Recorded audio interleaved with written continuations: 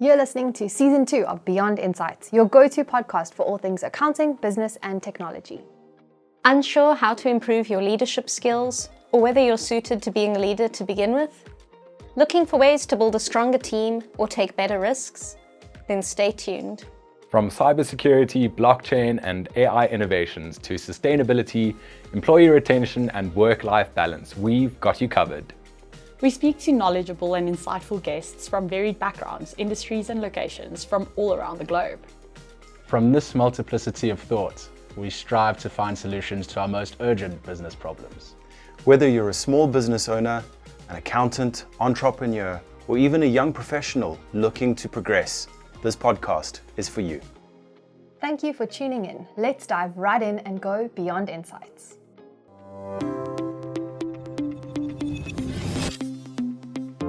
Hello everyone, and welcome to this week's Beyond Insights podcast. Today, I'm very excited for the conversation we're about to have. I think a super important conversation to be had in workplaces, and so I'm very excited to introduce you to today's attendee for our podcast, Miriam. So a little introduction to Miriam. Miriam Owusu is an award-winning woman in tech and sales. She won the Young Businesswoman of the Year in 2024 and is a keynote speaker, mental health and wellbeing champion, DEI advocate, career coach, former account executive and SDR, as well as a law graduate. And ultimately, she's passionate about helping people grow and succeed. So today, we thought we'd cover the topic of mental health and inclusivity in the workplace. And while many organizations prioritize profits above all else, it is worth noting that it's the people in your business who help build those profits. And if they don't feel a sense of safety and belonging in the workplace, not only will this negatively impact their well-being, but it would also impact the success of your company. So with that in mind, let's dive into today's episode. So Miriam, very impressive background. Thank I you. do just want to start off today's session on a lighter note so that the people can get to know you. So could you give us a little fun fact about yourself? So fun fact, and before I start, let me backtrack. Thank you so much for having me on. I really appreciate it. And fun fact, I would say I played football from about 7 up until university, and now I just play casually. Really? Yeah. That is a seriously fun fact. You've got yourself with someone who's also a massive football fan. I also play quite a bit of football myself, so that's a seriously fun fact, Miriam. Amazing. Support any teams? Yes, the best football team in the world. So Oh, based God. in North London, Arsenal. Oh, no. Miriam, fair enough. Listen, Arsenal is a team you'd want to be supporting right now, so fair enough. Completely fair. Okay, cool. So, let's get into things. So, with regards to the conversation we're going to be having today around mental health and, diversity and inclusion in workplaces, how do you personally prioritize mental well-being alongside productivity? Yeah, I do it for a number of reasons. And I guess I do really want to go deep and just touch on some topics. So I actually went through depression last year, and it was a shock. It was difficult. And that was a real wake-up call for me to kind of be reminded of how to prioritize my mental health and well-being. And prior to that, I did, but they were almost like little periods. And then I'll burn myself out and then prioritize my mental health, right? And last year when I went through that period of depression, it was like, okay, let me just backtrack. So for me, the first thing is setting boundaries. So setting clear boundaries. And this could be, for example, having time where I focus on just self-care. So there's days, particularly on the weekend, where I may just, whether it's go for a walk or I may go and do a massage. I love a deep tissue massage. This is an interesting one, and some people may or may not be a fan of, but I go on dates, like solo dates, Mhm. So I walk in a restaurant and I'm like, table for one? And they're like, "Oh, table for two." Nice. I'm like, "No, table for one." And in that time, no one will be disrupting me. So Mhm. nothing work related, nothing outside of that. It's just me time. So that's the first thing. I would say another thing now, which I do, is scheduling time to rest. So where I could Nice. just switch off. Mhm. So it's important. It's important as you know, there's a busy life and I do so many different things, but it's really important for me to just prioritize rest and make Mm. sure that I get my 7, 8 hours of sleep. So come 10, maximum 11 p.m., I'm shutting down. I Mhm. am shutting down. And it's very rare, unless it's an emergency, for even my family to get me at that point. So so that's another thing. And the final thing that I'm really big on is checking in with myself. So I have moments, I would say it could be weekly, but for me, I would say every single month where I check in to touch base. Like, how am I doing? Yeah. How are you? Do you need to give yourself more time to rest? Do you need to give yourself more time to prioritize whether it's the things that you love? So yeah, those are the kind of things that I really do to manage that productivity as well as prioritize my mental health and well-being. I love that. I love that. I think lots of people will appreciate that as well. And thank you for being so open and telling us a bit of the backstory because it's important, you know. Lots of people will see the success, like I said, Businesswoman of the Year, they'll see everything that you do and how you help people out. But it's important to know that, you know, we're all going through these things at one point or another. And those are nice practical steps that people can use in their own lives to try and, you know, check in, make sure that their boundaries are set correctly. So yeah, thank you for that. I appreciate that answer. Thank you so Cool. much. So again, just going back onto the mental health side of things. In your opinion, what role does mentorship and community play in supporting mental well-being for young professionals and entrepreneurs as well? Yeah, this is something that I hold dear because I am very big on what I call my tribe. So those are Hmm. people within my professional network as well as personal network, and many of whom are mentors. So I've been blessed enough to have mentors along my journey. But I would say the first thing is guidance. So for me, I'm still young in my career journey, and with my mentors, they are able to help me navigate my next steps. Whether it's is there is there a way or direction that I need to go, and how could they inform me in the best way, given their journey, because they will be a Hmm. few steps ahead of me, and that particularly helps with sometimes that worry or a worry that could then turn into stress or anxiety Hmm. because you're fixated on knowing where to go next. So I think that is very key, having that mentorship and guidance around you. I would also say to add to that, that safe space. Hmm. So you may not be able to always go to your manager or sometimes even your colleagues about certain things, right? Like what do you want to do in the next 5 to 10 years? Like those are Hmm. discussions that are often had internally, but there may be some things that you want to just make sure that you just get a few eyes on that you trust and that advice. So for me, it's that safe space where Yeah. I don't need to front or I don't need to do anything. It's just like here you are. Hmm. So that's another thing. I would also say that validation. So a lot of the communities that I'm in, I I definitely feel like I belong. I feel, Yes. and it just kind of adds to that safeness. And having worked in the corporate environment, having worked in so many different areas of work, like I definitely know that you don't always feel safe in every environment that you're Of in, course. particularly at Of course. work. Yeah. So when you're in those environments of mentorship and support, you literally feel, for me anyway, you belong here. Yeah. So so that's that. And then a last thing is definitely accountability. So Mm. for me, I have so many goals, so many visions, so many things that I'm always envisioning. But am I doing it? Hmm. Am I doing it? And when you have that support system or that mentorship, they can keep you on track. And one thing that I do now, which I didn't do before, is have those regular check-ins. So prior to me actually re-strategizing, I would touch base with some of my mentors like once every 6 months, but a lot can happen. You could course. fall off course or derail after a month or a week. So now it's a more regular opportunity to touch base and just be more real and honest. So Yeah, it's not always about the highs, like, oh yeah, I've done well. It's like, what have you 100%.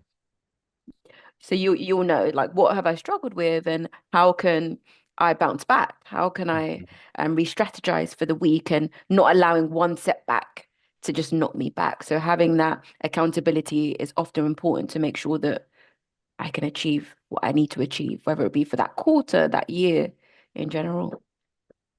Absolutely.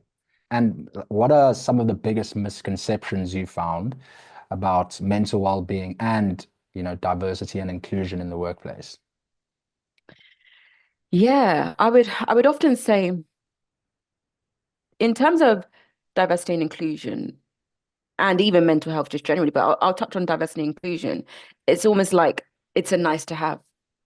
It's not a necessity. It's not Mhm. necessarily always embedded in the culture or the threads of a business. And that is huge, a huge misconception, because if you were to even look at the commercial aspect or how having a diverse team can impact a business's profit or productivity, there's so many studies that have proven the benefits of that.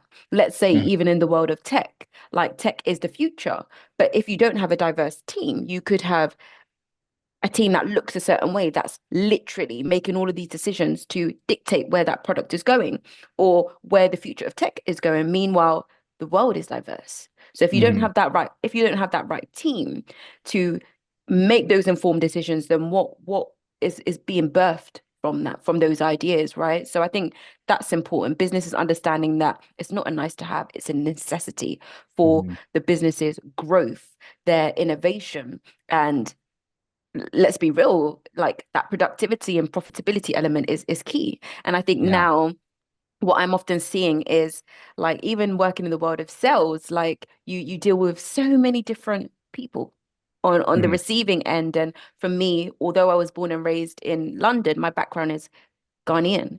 So Mhm. when I've encountered those from my country, right, Ghana, I'm able to speak in the language. So some clients may be in positions now where they are demanding, wanting to speak to someone who could speak the same language, or it could be Spanish, right? It could be French, it could be any language, but are your clients able to have those right people within the business to connect with them or to Mhm. understand their business needs or requirements, depending on what industries you're in? So I would say that's definitely another thing. I would also say another misconception about mental health and well-being is the onus is solely on the individual. Mhm. Like, employees should deal with it, no one else. So And I true. think that's huge, because we are at work more than where we're doing anything else in our life, particularly if you're an employee. So Mhm. it's, for me, I think the onus is on both parties, both the employer as well as the employee, to prioritize it. So are you equipping your employees with the right tools? It could be little things. So for example, are your leadership team trained to pick up on mental health or well-being issues or signs? So some companies literally have mental health and well-being first aiders. So that's Yeah. one way. Benefits. Like, I know some companies who may have, for example, the ability to take the Friday afternoon off to spend time with your family, or to do what you love. Like, that's feeding into your employees' life, like positivity. Like, what do you love to do and what could you focus on? So that's huge. So I think employers need to start looking at how they could start equipping their employees, their staff, with not only the education aspect, but tools that can help them both in and out of work. And I would say, like, another misconception or is that it's almost like, let's say with D&I or mental health and well-being, like it's just about being nice. Like, Mhm. that will resolve it. Just being Yeah. nice. Like, let's say if we're talking about uh ethnic minority in a workplace, like as long as you be nice to them, that will resolve everything. And it's more than just that. It's about that education piece that I've outlined. It's about that understanding. It's about that training. It's about how can you also look at these metrics? Is there a way to capture the data of, for example, how diverse the team is? And I don't do consulting in that area, but I know I've even spoken to businesses that don't have a way to even capture that data of how diverse their team is.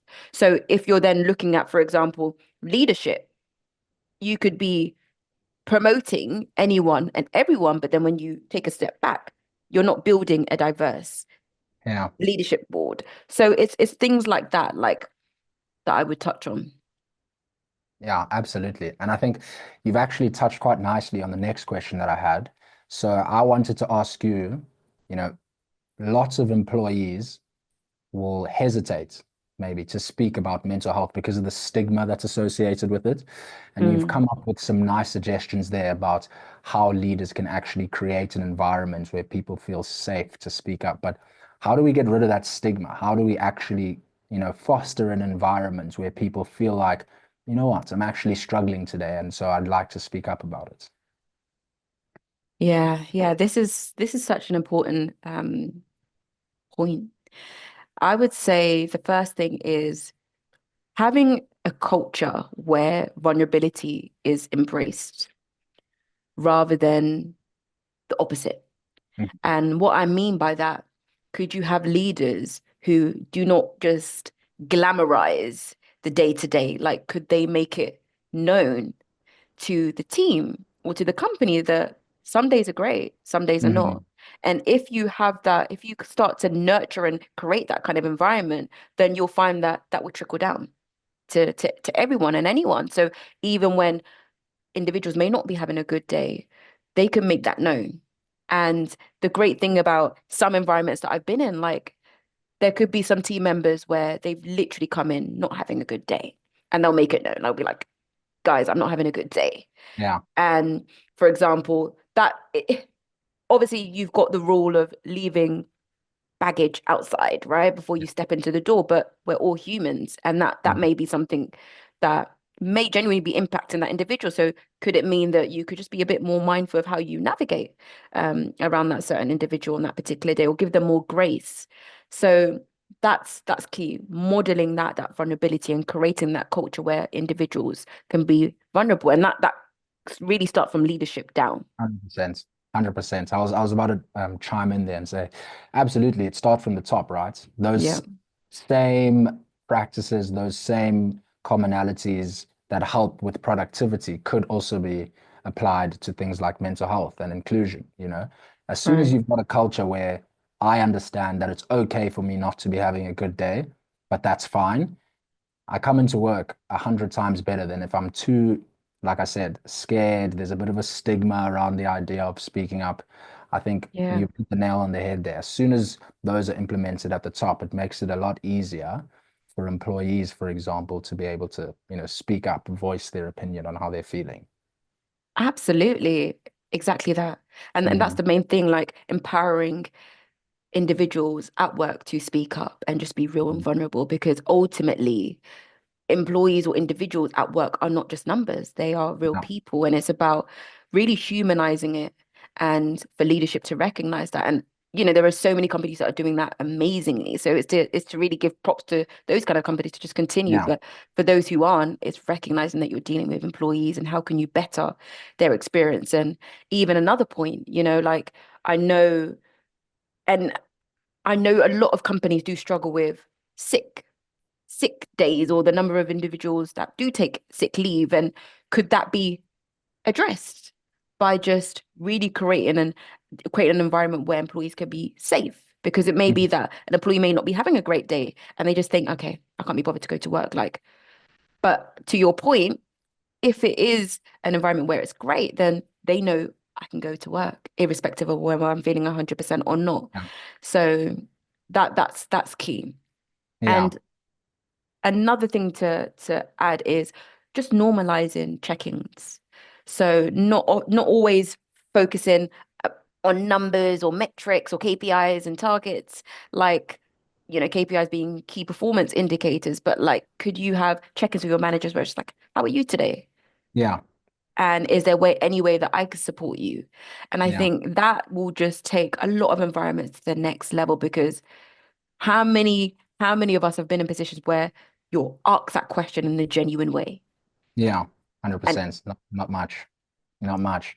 And if anything, I think when you feel as though you're in a safe environment, that it's okay for you to not be okay, in some cases it might actually help your productivity, because this person actually cares about me, and so right. I'm willing to go the extra mile in order to repay, if you like, that feeling of safety, that feeling of it's okay some days that I'm not good, because on the days that I am good, I'm going to shoot the lights out. Exactly that. Yeah. Exactly that. So it's all interlinked. And the more businesses understand that all of this works in your favor when it comes to a commercial aspect, the better. Hmm. The Absolutely. better. So yeah, who doesn't want to be working in an environment that's productive? Yeah, 100%. 100%. And Yeah. in your experience, what have been some barriers that you found that have prevented businesses from fully integrating maybe some of these mental health strategies we've spoken about, or even the diversity and inclusion into their strategies? Yeah, I would say a few things. So the first being, sometimes it's a budget. It's a budget element, because sometimes when it comes to things like DEI, I know some businesses have adopted like a CV blind recruitment process, Hmm. and that may require some external softwares to invest in, for example, or training. And I appreciate that some businesses may not always have that budget to be able to do it. However, one thing that I would say on that is Rome wasn't built in a day. So how Yes. can you start small? It could be an education aspect. It could be a day's training to just really start to just plant those seeds and move, turn that needle or turn that wheel by just that 1%, right? Rather than having to think, okay, I need X amount of money in order to invest in this to completely transform or reform this. So that's another thing. I would also say a barrier is something that I outlined earlier. Some companies just feeling like the onus is literally on the employee, Yeah. like, or the staff to rectify, for example, all things mental health and well-being. And as a result, they're not embracing it at all. So it's about shifting that mindset. And that Yeah. really just feeds into that whole education piece.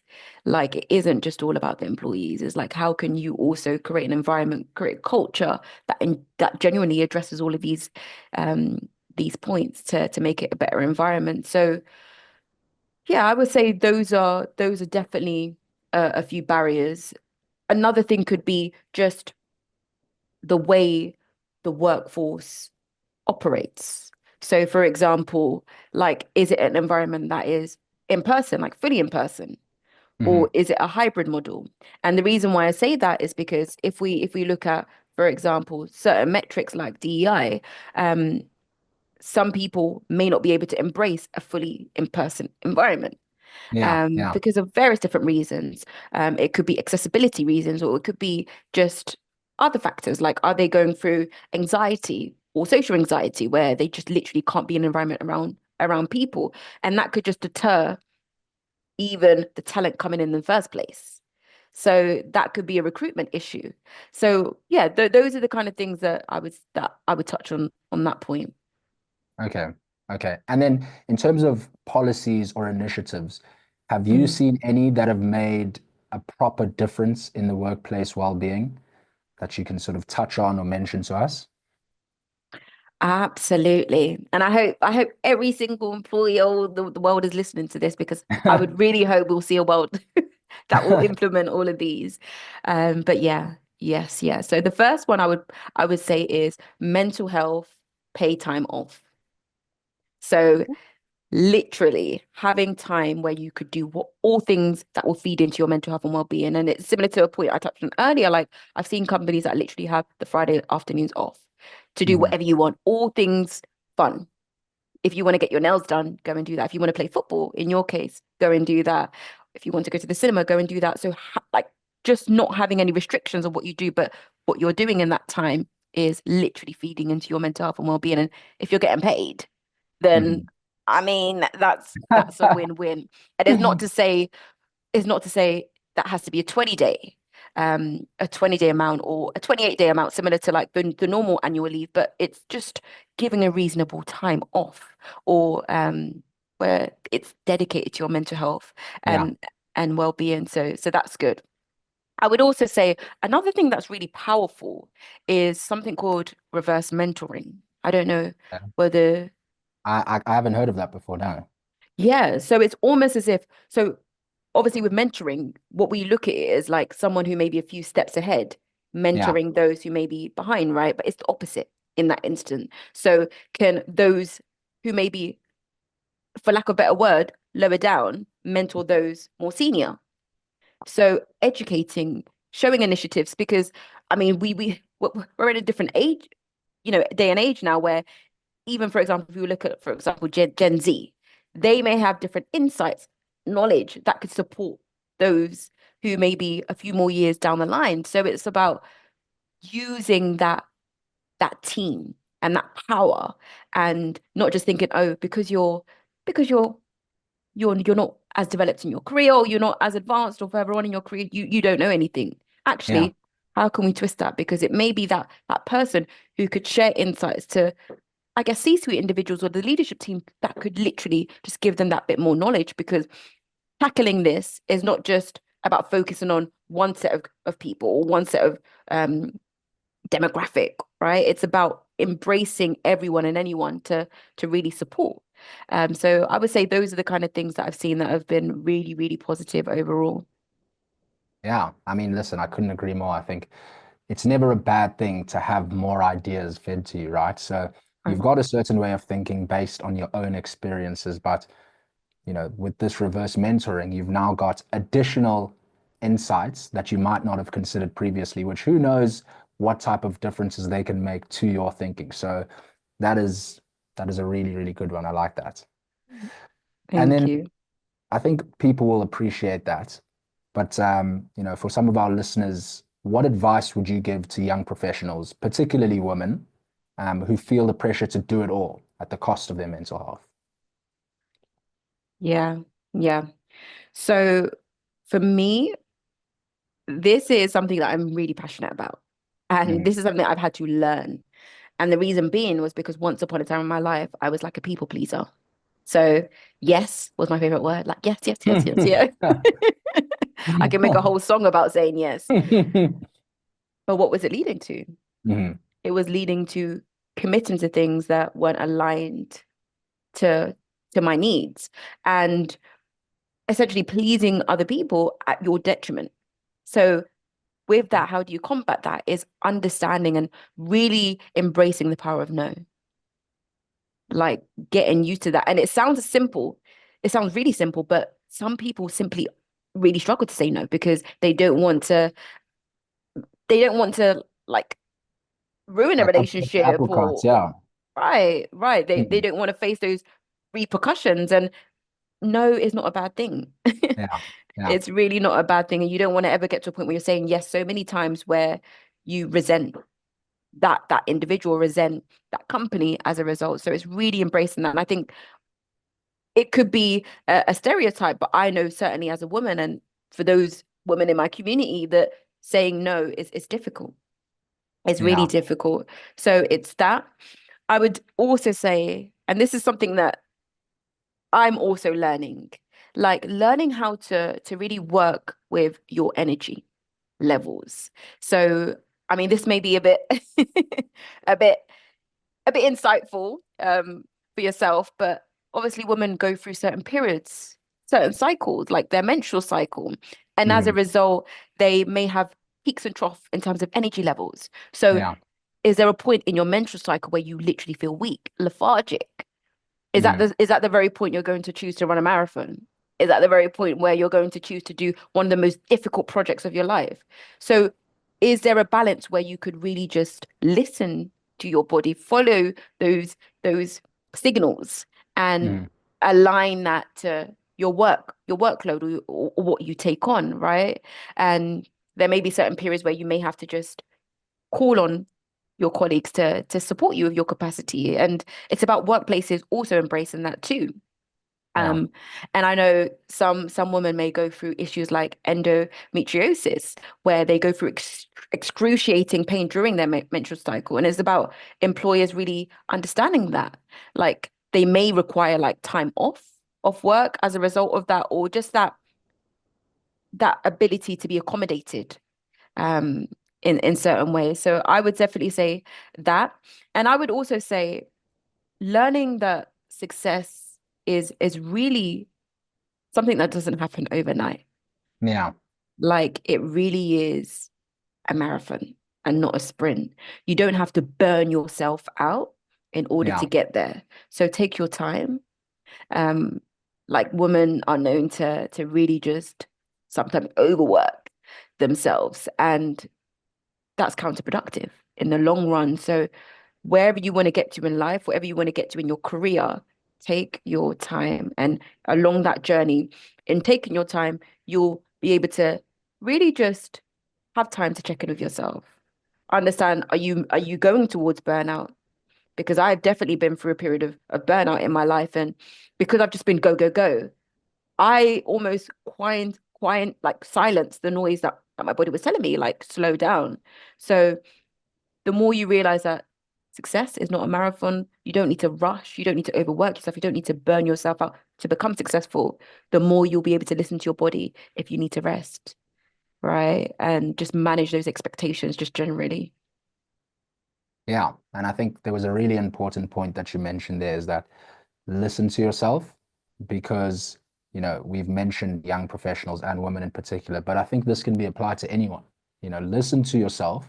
And when you're not quite at the races and the energy levels are not there, rather listen to what your body's telling you, because in the long run, you'll be much better off than getting to a stage where there's burnout and then you're not as productive, even in the times where you're supposedly better off. And so I think that's a nice takeaway, is that listen to yourself, be kind to yourself. I think it goes back to what you said initially about checking in with yourself to make sure, can I actually take this on? The power of no. Geez, some really, really key takeaways that people can, apply to their own work experiences. I love that. And then in terms of the business side of things, in terms of the strategy side of things, how can business leaders measure whether their mental health and DEI initiatives are genuinely effective? Yeah. I think one easy way is to look at retention of your staff. If, for me personally, and I don't know your view on this, but if I am ever looking at a business and they've got a high staff turnover, that's a red flag. Because what is happening? Yeah. Why are people getting recruited and they're leaving within 0.5 seconds? Like that's definitely a red flag. So looking at your retention rate. I know even at Sift, like you guys definitely have a reputation of having team members who have, they're really well tenured in the business. So that is a good reflection of the culture, because we're now in a day and age where a lot of people are just not in the space where they're just accepting a paycheck. Like if taking a paycheck or taking money from a job is going to impact their mental health and well-being, there's a lot of people who now have the strength to walk away because it's now a priority. So looking at the retention rate is very much key in terms of that health and well-being aspect. I would also say in terms of the DEI way, can businesses start to look at promotion rates and zone in on that? So those who may be from underrepresented backgrounds, is there a way to look at how far or how quickly are they being promoted?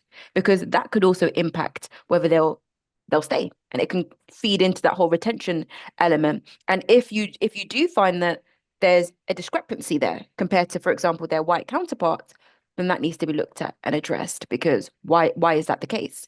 Is it because of performance? And if that's the case, then that's completely understandable. But if not, then it could be an unconscious bias thing. Then that needs to definitely be zoned in on and looked at.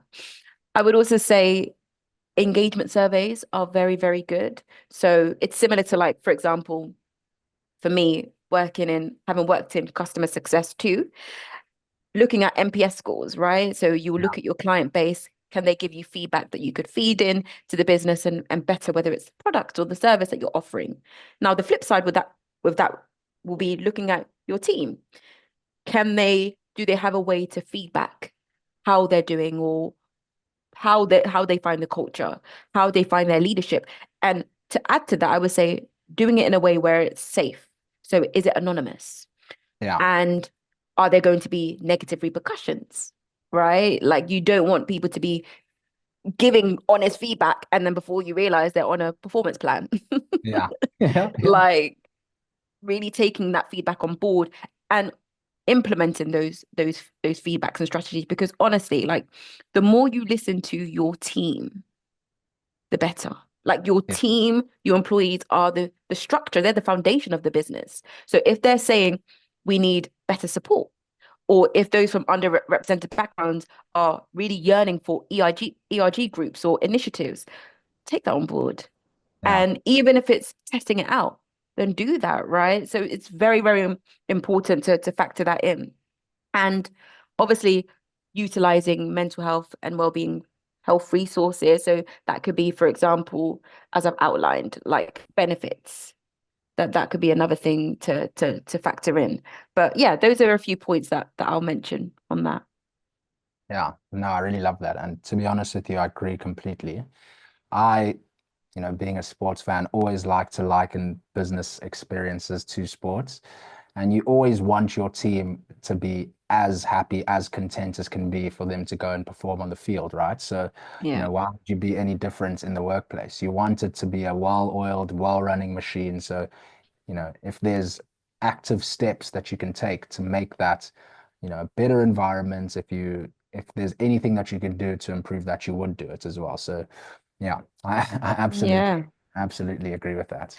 And just another point to add. So yeah, I completely agree with the mental health initiatives, or for example, the benefits, like looking at whether the team are actually adopting it or utilizing it, and looking at the metrics of that, because I appreciate if you're giving mental health paid time leave off, right, and the team aren't utilizing it, then that could be a waste of spend.